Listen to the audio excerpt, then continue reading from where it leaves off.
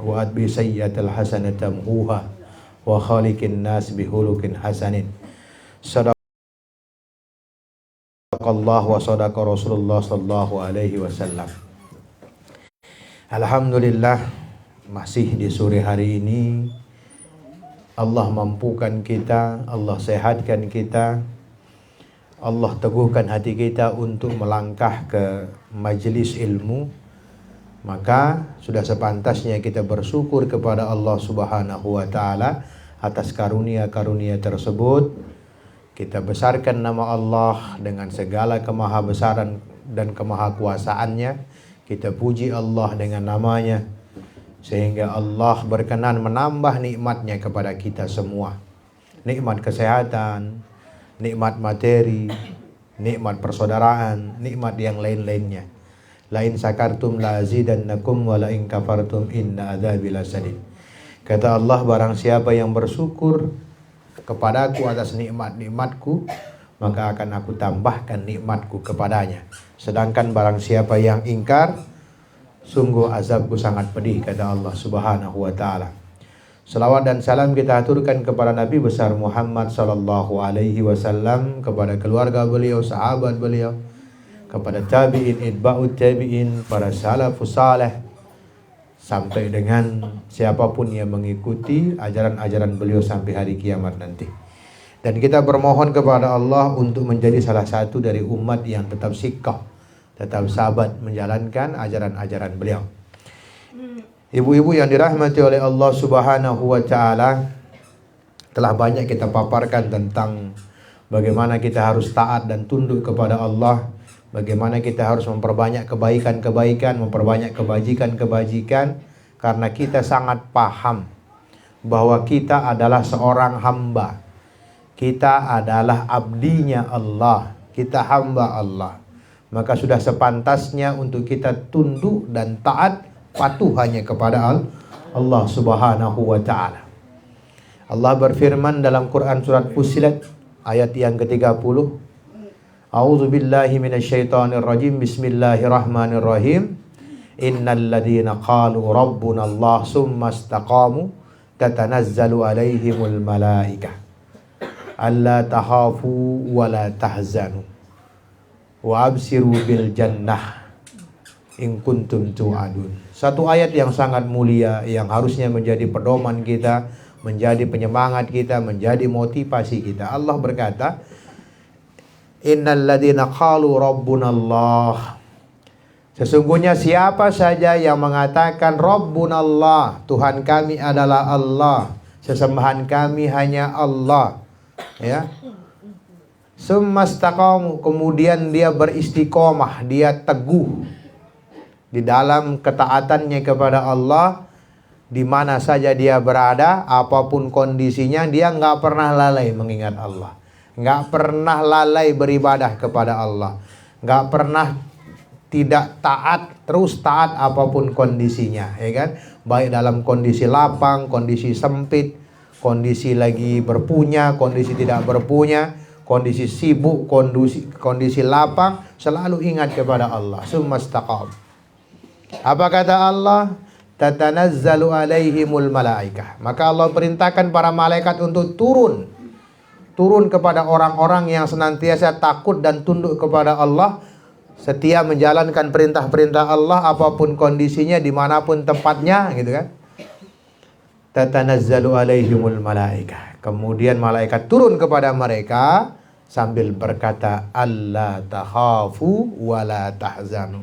Hei manusia yang taat kepada Allah, wahai manusia yang tunduk kepada Allah, wahai manusia yang senantiasa melaksanakan perintah-perintah Allah, jangan kalian merasa takut. Dendek takut. Saya nyembah Allah, saya beribadah li Allah, bembe tahu nah. Saya tidak melakukan kedurhakan kepada Allah, bembe tahu nah, ngumbe-ngumbe kuna. Allah takhafu, dendek takut. Wala tahzanu, jangan juga merasa bersedih. Kenapa? Kenapa nggak perlu takut? Kenapa nggak perlu bersedih? Kumbe napa nita perlu takut? Nita perlu bersedih. Kata Allah, absiru bil jannah. Dende khawatir karena apa? Malaikat mengabarkan kepada mereka tentang sorga. Absiru bil jannah, ya kan? Kabarkan kepada mereka, sei tetap taat kepada Allah, tidak terpengaruh dengan apapun kondisinya, mau sakit, mau apa, tetap dia beribadah kepada Allah, tetap ingat kepada Allah. Ya, dalam kondisi senang-senang dah ingat ya Allah. Absiru bil jannah. Ya, beritahukan kepada mereka bahwa mereka akan masuk surga. In kuntum tu'adun, itulah yang dijanjikan kepada kalian semua. Nikmat sekali. Allah cuma nyuruh kita istiqomah di dalam menjalankan perintah Allah. Jadi kadang-kadang arah kita lupa dan lalai dalam mengingat Allah. Atau ada yang kita tidak bisa mengucapkan kalimat la ilaha illallah juga. Ya, tidak berani, tidak mampu untuk melaksanakan ibadah kepada Allah. Mari kita mencoba mengambil ibrah dari kisahnya Abu Thalib. Siapa Abu Thalib? Pamannya Nabi SAW. Dikisahkan dalam sirah Nabawiyah, paman Nabi yang bernama Abu Thalib ini adalah orang yang senantiasa menjaga Nabi SAW. Bimbe tahu na bela na si Abu Thalib. Bahkan dia berani nantang dengan sei jahatin Muhammad, sei kurang ajar le Muhammad, kumusuna. Itu. Dan dia adalah paling yakin kepada kenabian Nabi Muhammad SAW. Tapi ternyata ada yang membuat dia tidak mampu mengucapkan kalimat la ilaha illallah Muhammad Rasulullah. Kumbe nah. Ada 3 alasan. Yang pertama, salah batur. Ya kan? Salah pergaulan. Yang membuat Abu Thalib susah atau enggan mengatakan kalimat la ilaha illallah, bersaksi bahwa tiada ilah selain Allah dan Muhammad adalah utusan Allah, karena salah piekna batur, salah berkawan. Siapa yang dia kawani? Abu Lahab, Abu Jahal. Ya kan? Pada barang itu, apa yang membuat kita tidak bisa melaksanakan ketaatan kepada Allah? Apa yang membuat kita tidak rajin ke masjid? Apa yang membuat kita terhalang untuk bersedekah? Apa yang membuat kita terhalang untuk berinfak? Apa yang terhalang untuk kita menjenguk teman kita yang sakit? Salah baturan. Salah pergaulan. Kalau kita bergaul dengan orang yang berinfak, insya Allah kita akan termotivasi berinfak. Milu itu berinfak. Karena apa? Batur tak? Ya demen berinfak. Pasti ada cerita yang itu. Nikmat sekali saya berinfak, Masya Allah. Harta nambah segala macam. Ibadah ningkat. Kalau bergaul dengan ahlus salat, pasti kita juga akan kecipratan salat, ya kan? Begitu juga Abu Thalib, pamannya Nabi, Masya Allah, karena kawannya Abu Jahal, karena kawannya Abu Lahab yang senantiasa memusuhi Nabi SAW, Yerinde merasa penting untuk mengucapkan kalimat tauhid, ya kan? Bahkan mungkin lupa ya pada si itu, ya. Mentembaturin dengan senantiasa yang tidak pernah sholat, lupa itu sholat. Tidak nginget itu sholat, ya kan? Bebaturan barang dengan tukang gosip, jelu-jelu tak bergosip, ya kan? Ya kan? Bebaturan barang penjudi, ya yang kita bicarakan perjudian. Apa subul angka jemaah? Selalu begitu, saya menang. Karena kita berteman dengan mereka. Maka pembicaraan ya seputar itu. Tidak mungkin akan berbicara tentang akhirat. Maka kalau kita berteman dengan ahlu sorga, orang yang senantiasa melaksanakan amalan sorga, pasti pembicaraannya tentang surga. Ngumbe kunta adik tamat sorga. Ngumbe kunta adik temolah tamat sorga. Ngumbe kunta adik demen melaksanakan kebaikan itu. Maka manakala kita berteman dengan ahlul maksiat, maka kita akan terpengaruh oleh kemaksiatan. Rasulullah SAW menggambarkan pertemanan 2. Siapa-siapa yang berteman dengan penjual minyak wangi, minimal dia kena cipratan wanginya. Milu ya senger. Tapi barang siapa yang berteman dengan pandai besi, maka paling tidak dia ikut membu pendet bau asap. Kadang-kadang juga bajunya bolong karena percikan api tadi, ya kan? Artinya apa? Kalau kita berteman dengan orang-orang baik, Kita berteman dengan orang-orang yang senantiasa membicarakan sorga, paling tidak kita mendengar ucapan-ucapan yang baik keluar. Ya kan? Yang bagus keluar. Jampu temuni pada pertemuan yang lewat, hidup itu adalah pembiasaan. Menterbiasa berucap si kena-kena, tak kedantok si betu pun pasti kita akan mengucapkan innalillah, astagfirullah. Menterbiasa nyebut kebun binatang, ya kan? Beruta terantuk sebutan. Macam-macam. Pembiasaan, ya kan? Sindik-indik sebutah. Kayak orang latah itu, ya kan? Ngerti latah?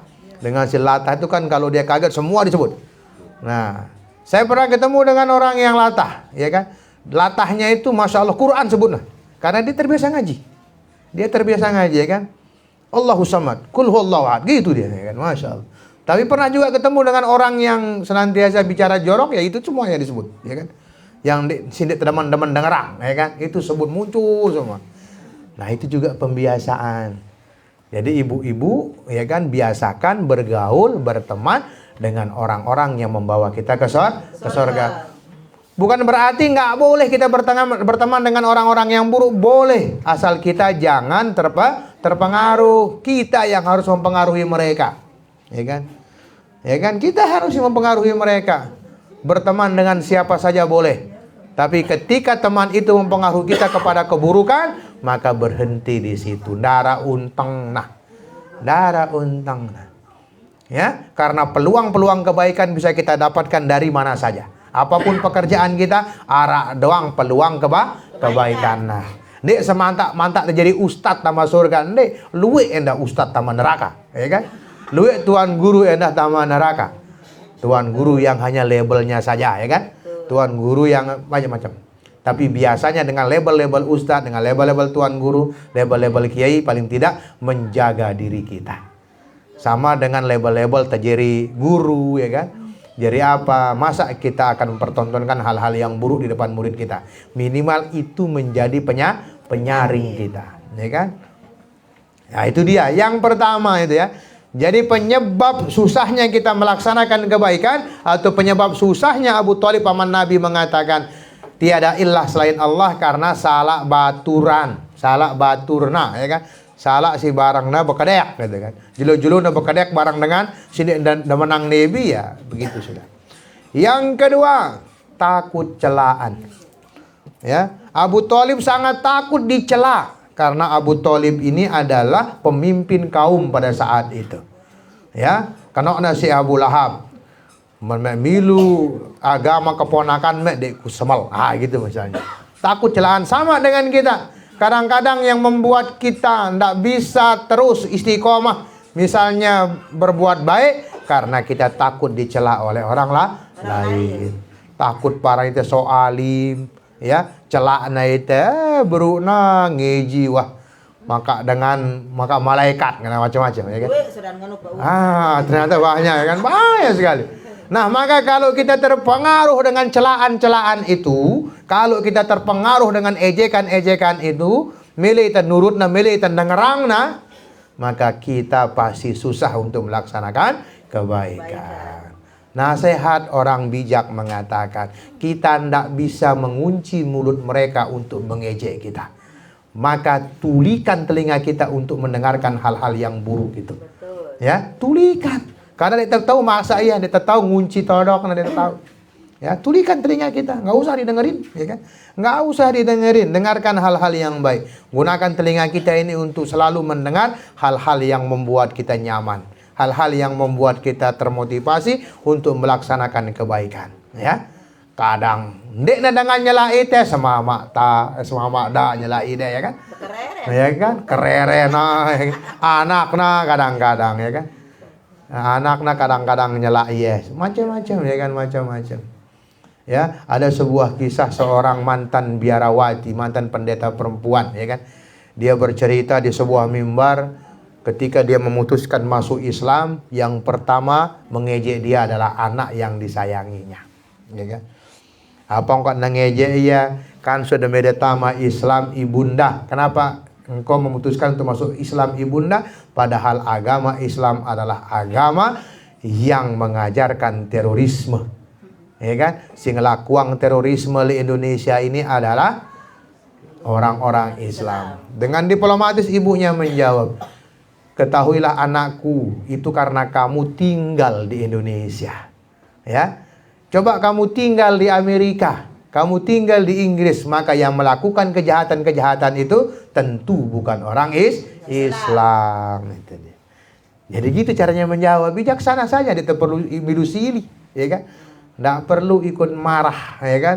Jawablah dengan jawaban-jawaban yang argumentatif, ya kan? Yang membuat orang berpikir. Jadi poin yang kedua adalah takut dicela. Mendemesi parap tercelak si dengan sekat idegan berubah, ya kan? Tinggalkan mereka, ya kan? Tinggalkan mereka yang mencela itu. Nanti kalau sudah enggak mencela baru datang lagi. Teh, ya kan? Teh, anak masjid teh, ya kan? Menailek teh. Nah, gitu dia. Karena apa? Nanti semua kebaikan-kebaikan itu akan kembali kepada kita. Itu poin yang kedua. Itulah kenapa Abu Thalib ndak enak untuk mengucapkan kalimat la ilaha illallah, padahal sudah di ujung lidahnya.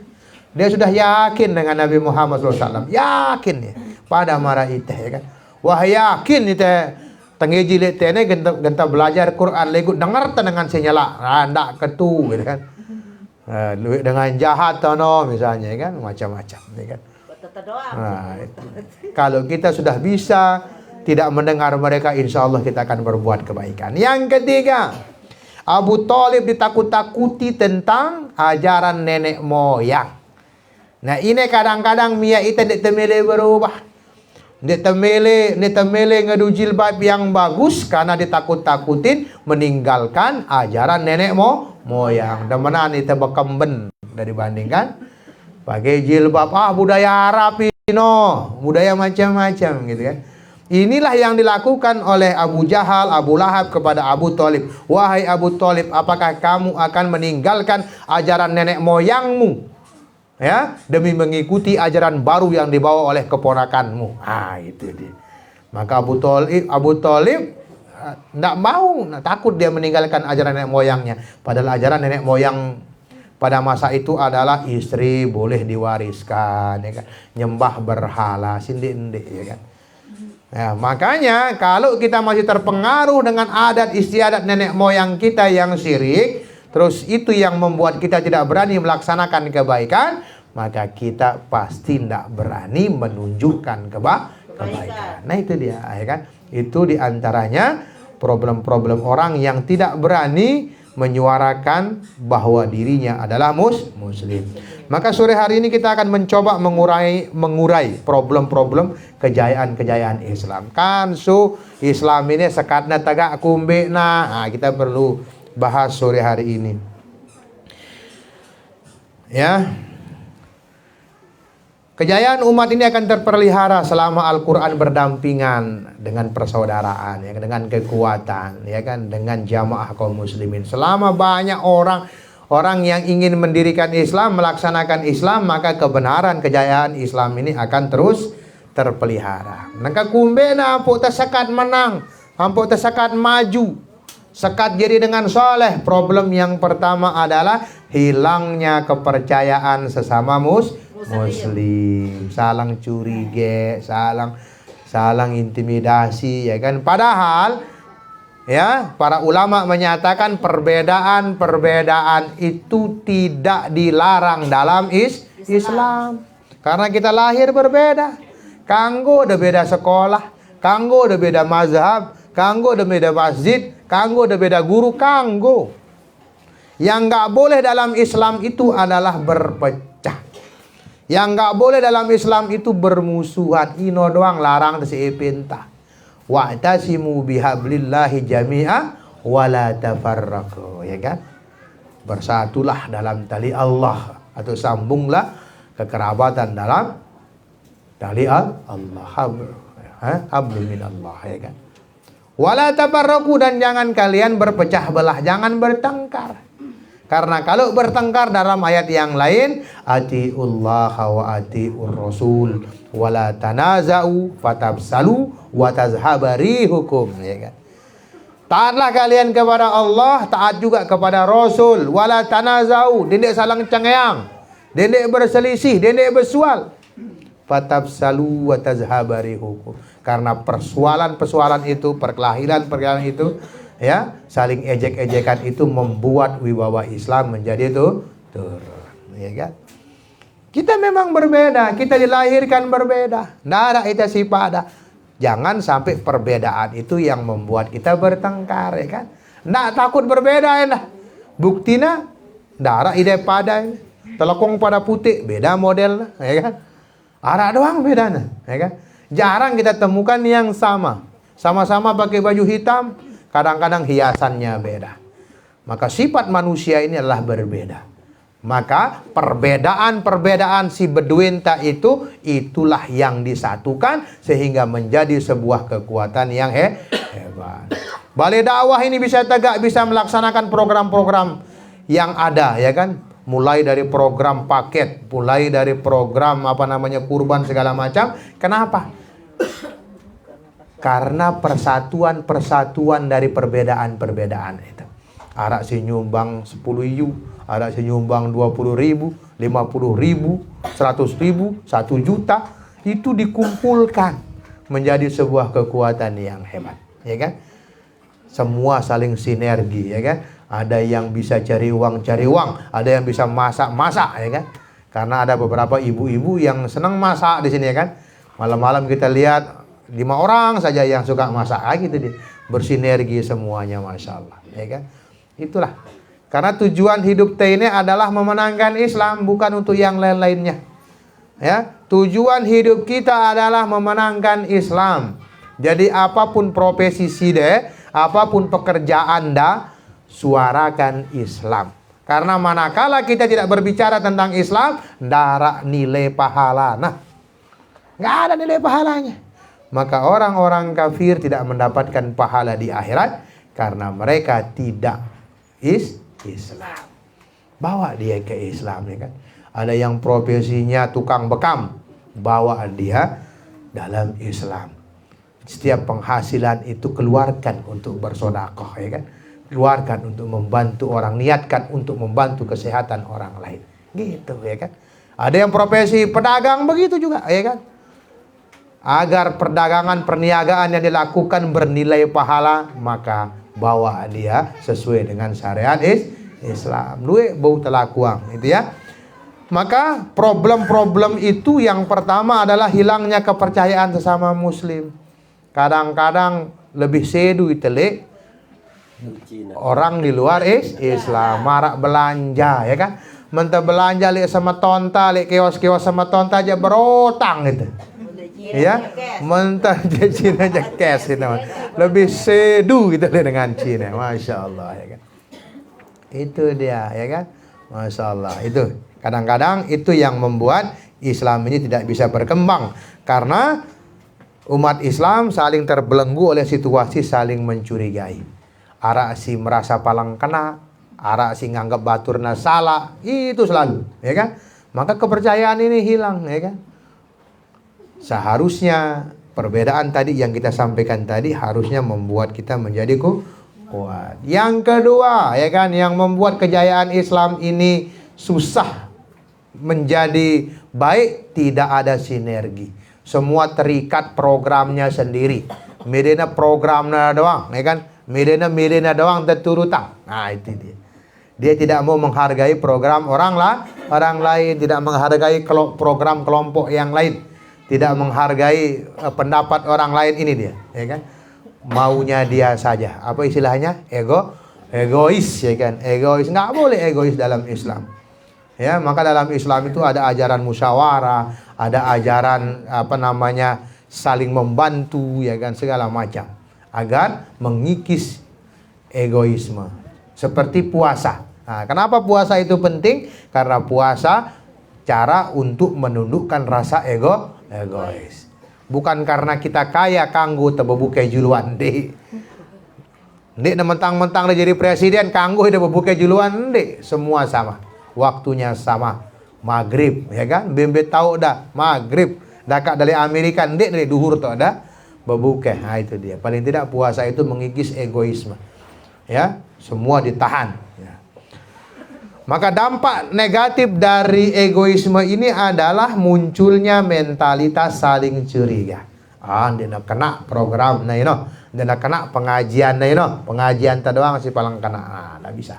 Harus saling menghargai, saling memahami, saling mengerti. Kemudian rapuhnya komunikasi sesama kaum muslimin. Girang tebesual padan teine karena komunikasi. Apalagi denger berita lekan dengan lain ditulak tabayun, ingat mentenitip kepeng girangna kurang. Legu mentenitip ongkat girangna lebih, ya kan? Lebih doang sudah bercerita dengan ya kan? Lebih sudah bercerita, ya kan? Legu kepeng je kecenderungannya macam lelah tah milentang beli es kata kurang apa ya kan? Jauh na perjalanan milentang beli bensin kurang apa ya.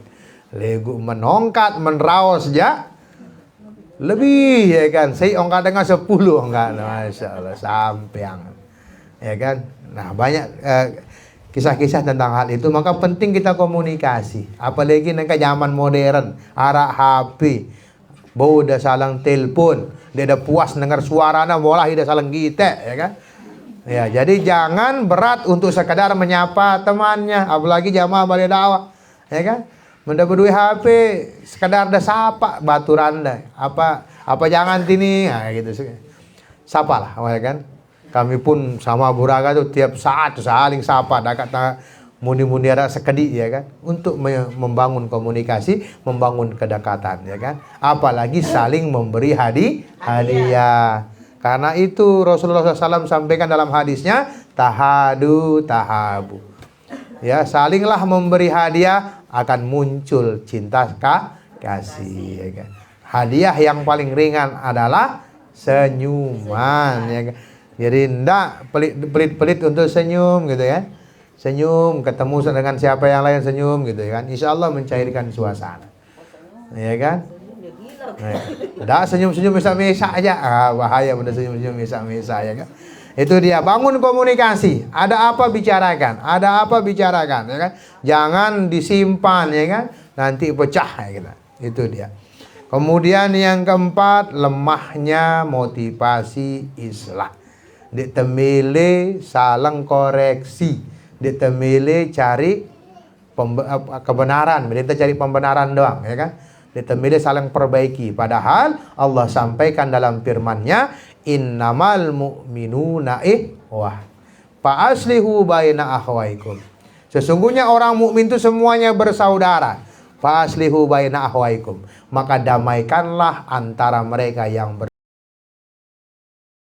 berselisih. Kenapa kok Allah sandingkan dua hal yang seolah-olah kontradiksi? Karena girangna terjadi, ya kan? Tahu tak cerita bersemantan, lego girang tak bersual, ya kan? Girang tak bersual, maka harus ada pendamai, ya. Fa aslihu baina akhwaikum. Ini dia. Selama kita nggak suka islah, nggak suka memperbaiki diri, nggak terima koreksi, nggak terima kritik, susah hidup tak, ya kan? Maka kita hidup dalam gua, ya kan? Nah itu dia. Itu diantaranya yang bisa kita sampaikan. Kita sengaja ringkas karena tadi emang agak telat kita mulainya. Karena kebetulan saya maraton ini ya. Tadi khotib Jumat di Labuan Lombok, habis dari Labuan Lombok ngisi di Masjid Darussalam situ di Tirpat dari jam 2:30 sampai asar. Pulang dulu mandi baru ke sini, makanya agak telat. Nanti malam pun ngisi lagi jam berapa? Jam 9, Masya Allah, ya kan. Nah, insya Allah dengan dakwah-dakwah itu kita akan menjadi kuat, ya kan. Maka kita harus punya motivasi itu. Dengan banyaknya kebaikan yang kita lakukan, kita akan menjadi kuat. Dengan banyaknya motivasi kebaikan, kita akan senantiasa menjadi kuat. Mudah-mudahan bermanfaat apa yang kita sampaikan.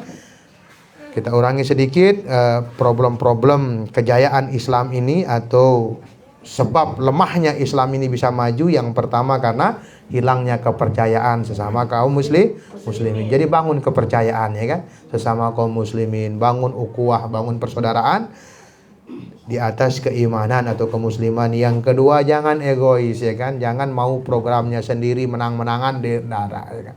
Dalam Islam itu khairun nas anfa'uhum linnas, ya kan. Sebaik-baik orang adalah yang bermanfaat bagi orang lainnya. Itu dia. Jadi untuk apa kita memperkuat maunya kita kalau itu merugikan orang banyak, ya kan? Harus kepentingan Islam itu di atas kepentingan pribadi. Kemudian bangun komunikasi sama muslim, ya kan? Jangan sampai komunikasinya lemah. Karena kalau komunikasi entah lemah, jarang tersalang sapa, jarang tersalang datengin, jarang tersalang bertegur sapa, jarang saling senyumin, ini bisa menimbulkan kecurigaan, ya kan? Kemudian yang terakhir, lemahnya motivasi Islam, ya. Ditembi, ditekoreksi. Karena ante kita doang paling kena. Tidak bagus juga seperti itu. Mudah-mudahan apa yang kita sampaikan ini bermanfaat dan menjadi bekal kita untuk menjadi lebih baik lagi. Karena semua yang kita sampaikan ini juga sesuai dengan kehidupan kita, bisa diterapkan dalam kehidupan apapun. Jangan seperti pamannya Nabi Sallallahu Alaihi Wasallam, dia berada di tempat yang baik, di lingkungan yang baik, tapi karena tadi temannya salah, pergaulannya salah, kemudian takut dicela, dan yang terakhir mempertahankan tradisi nenek moyang yang tidak sesuai dengan syariat Islam, maka ini menyebabkan terhambatnya kita melaksanakan kebaikan. Subhanaka Allahumma wa bihamdika asyhadu an la ilaha illa anta astaghfiruka wa atubu ilaik. Assalamualaikum warahmatullahi wabarakatuh.